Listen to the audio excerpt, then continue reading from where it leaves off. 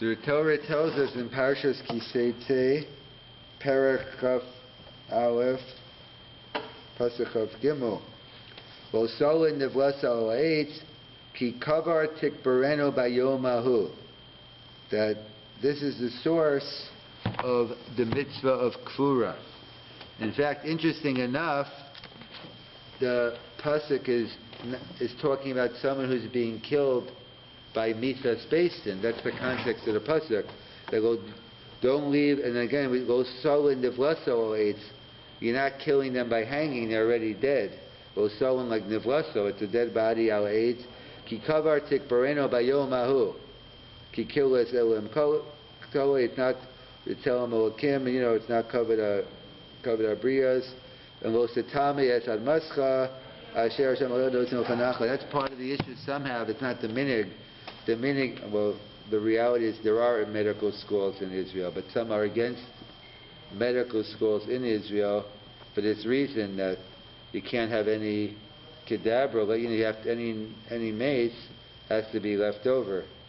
Can't be level selling them, and even a non-Jew. So obviously the minig is that people have it, but there are those shitas who are against, maybe for other reasons, but that's the reason I saw some bring down about not having medical schools in Israel. But either way, the pasuk is talking about the mitzvah kfura by someone who was killed, one of the mitzvahs based in. So how do we know a regular person? How do we know a regular person has a chi of kfura? So that's what the Meshach Chachma, others point out. That's the double language. Kavar tikbarenu. So one cover is, so it's going on the Arba Misa space. And so what is the Gemara in Sanhedrin tell us the sixth parak? The Gemara tells us about the different types of Misa's base and that they had separate base akfaros. But I think they put together the skila and sreifa, the hereg and chenek, that if it was a Misa kala, Misa chamura. So that's one cover. You take the one who's killed by Beis Din and you bury them.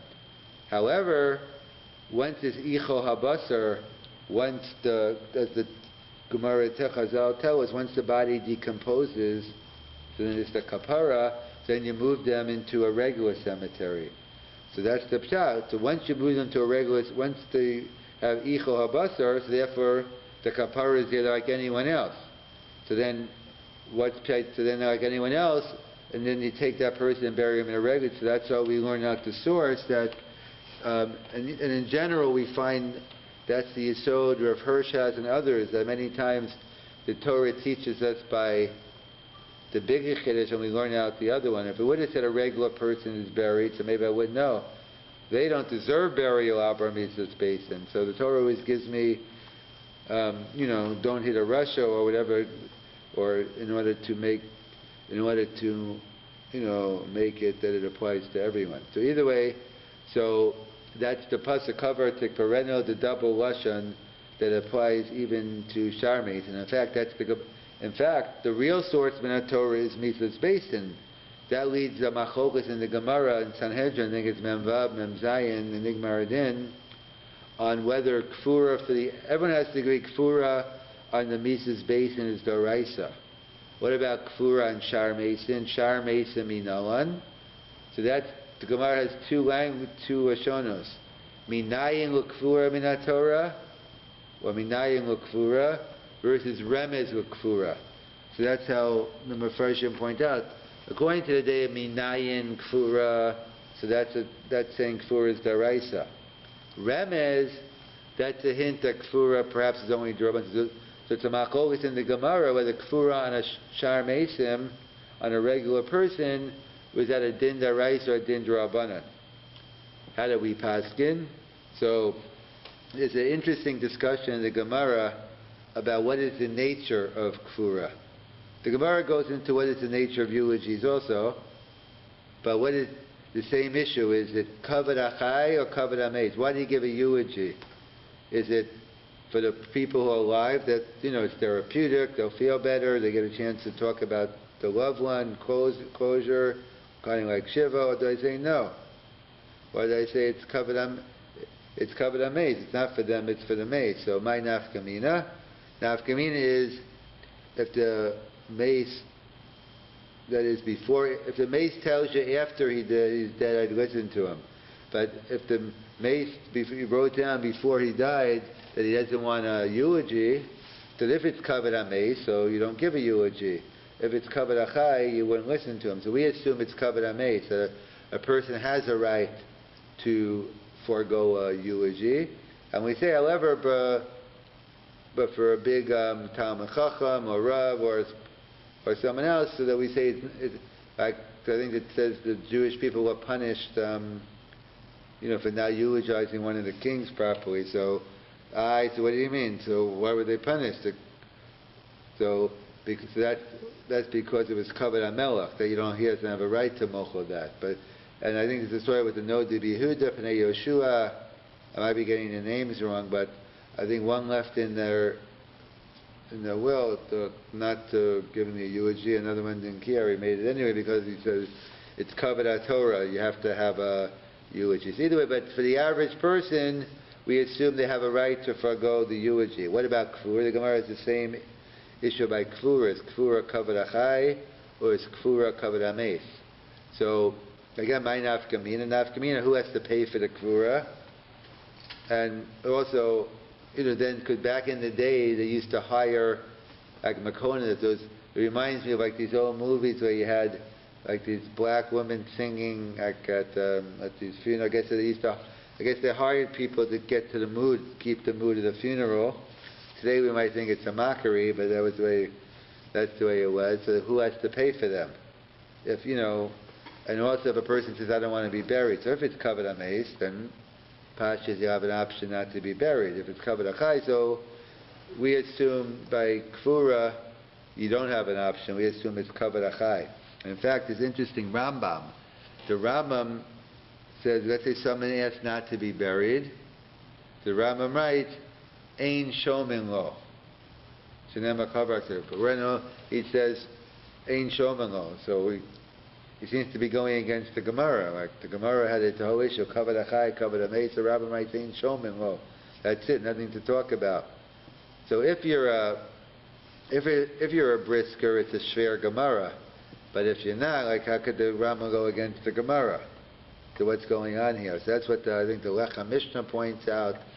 That no, the whole shaila in the Gemara is, we have a concept of darshina and time at the krah. Or I should say we have a concept of Eino Darshin and time in the Krah. But that's the Machokes, Rabbi Yehuda, Rav Shimon, in general, whether Darshin and time in the Krah. So the rule is, Rabbi Yehuda says Eino Darshin and time in the Krah. Rav Shimon says Darshin and time in the Krah. In other words, what it means is, can I take the reason and either limit or expand the scope of the mitzvah? So I say Darshin and time in the Krah, I can. Eino Darshin and time in the Krah, I can't. So therefore the question is over here, so therefore that's the whole discussion, the Mishnah and Baba Metzia. What about a wealthy widow? Because it says you're not allowed to take collateral from a widow. Because what your concern is, it might be her only clothing, her only coat. So the shaila is, what about if it's a wealthy widow? She was independently wealthy, she had a good life insurance policy, whatever it was. So do we say, so Rabbi Yehuda says, they know darshin on time in the krah. The Torah just says, don't take collateral from a widow. I can't come up with a reason. Rav Shimon says, darshin on time in the krah. That's a whole discussion. So the Lecha Mishnah says, this whole discussion in the Gemara about kavod achai, kavod ames, that is only according to the Shita that holds that kfur is d'Rabbanan. If kfur is d'Rabbanan, then you could clear why did the Chachamim institute the mitzvah of kfura. You could get into the Geder Adin. But if kfura is d'Oraisa, there's nothing to talk about. There's a chi of kfura, and that's the I can't be mochel on a mitzvah min Torah. It's not mine to be mochel on. So that's what the Rambam. So that's what the Rambam is saying. Pasuk is d'Oraisa ein shomelo, discussion over. The whole discussion in the Gemara, kavod achai, kavod ames, that's only a liba to the Shita that kfura is d'Rabbanan. So it's not such a far-fetched question today. It's not an uncommon question. People don't usually say, I don't want to be buried. And the people said, I don't want to be buried. throw me to the vultures, so then, I'd say that wouldn't be, it could be a biza amaze. But let's say someone says, I want to be cremated. Or someone says, donate my body to science, even for a good cause. So obviously we don't believe in cremation. So there are two reasons why, at least two, why in Judaism we're against cremation. Number one is, as Rav Chaim Ozer writes, it's bittul a mitzvah aseh, because once you do cremation, it's no longer you anymore. Even if you took those ashes and put them in this ground, you didn't get the mitzvah kfura, that's not you. And then there's a theological reason, is people, I guess when cremation started, it was more of a denial of the next world, like, let's get closure, I don't believe in the next world, just take my ashes, throw them in the ocean. Even though today many people who do cremation they don't have any theological, a lot of them don't even know it's against Judaism. And so the question is, if someone's cremated, it says, do you do, so we don't allow cremation in our cemetery. I think Rav Moshe is even machmir not even to have, cremation to mausoleums even as part of our cemetery. So what about someone who gets cremated? Could you sit shiva? So again, on those who say that there's no shiva on a Russia, so therefore many people wouldn't be getting shiva. But either we have a different we assume tinok shenishba, we have a different definition, because the question is like, what do you mean? So cremation, no, we're not. But machal Shabbos, eating treif, that it's okay. So, today it doesn't stand for what it used to stand for. So therefore, and also in the case I had, the specific question I had was, it wasn't even clear, it was the wife who wanted the cremation. It wasn't clear that the husband even wanted it. The case was the wife wanted it, the parents didn't. But the problem was the wife had POA. So therefore, so in that case it was easy, because number one is, who says he wanted it? Even if he did want it, he probably didn't even know you're not even allowed to do it. And I spoke to him when I'm driving from Ewan Road, where they have the eulogies to the cemetery. So I'm a lot of times in driving with the driver, so I just speak to the driver. Does funerals on all cemeteries, non-Jewish as well. So I was asking about cremation, or why do people do cremation? Non-Jewish people. Yeah, so I said, is it because it's cheaper? So he said, actually, it's not so cheap. Some people told me it's cheaper. He said it's not that much cheaper. I guess it depends what you do. He said more like people are into environmental or other type of things like that. So, but my point being is, today, I'm not saying no one, but then when it started, cremation was more theological denial. So okay, if you don't believe in the next world, then okay, then you're not going to get it. But it's more the lumdus behind it. Like we say, well, what's the difference between suicide and murder? You mean you murder someone, you still could get olam haba, but if a person kills themselves, they can't. It's the same ma'aser ritzicha.